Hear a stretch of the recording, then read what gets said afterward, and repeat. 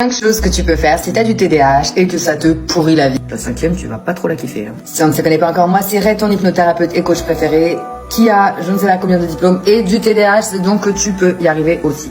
Numéro 1. Arrêtez de manger du sucre le matin. Privilégie plutôt un petit déjeuner avec des protéines et tu verras la différence. Tu vas pas avoir ce genre de sugar crash où tu seras épuisé, éreinté et surtout ton cerveau va pouvoir prendre un petit peu plus de temps pour fonctionner. 2.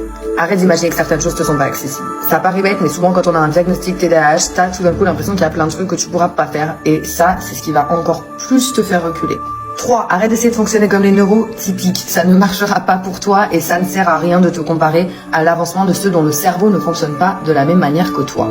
4. Mets la priorité sur le fait de calmer ton système nerveux pour ne pas rentrer dans la paralysie de l'action que tu connais bien, puisque tout ça, c'est ce qu'on appelle du executive dysfunction et tu peux très bien t'en sortir. On a la technique des 5 secondes par Mel Robbins, par exemple, où tu comptes jusqu'à 5 et tu te mets à faire la chose sans réfléchir. Un peu comme un robot, parce que tu vas avoir tendance à trop réfléchir avant de passer à n'importe quelle action.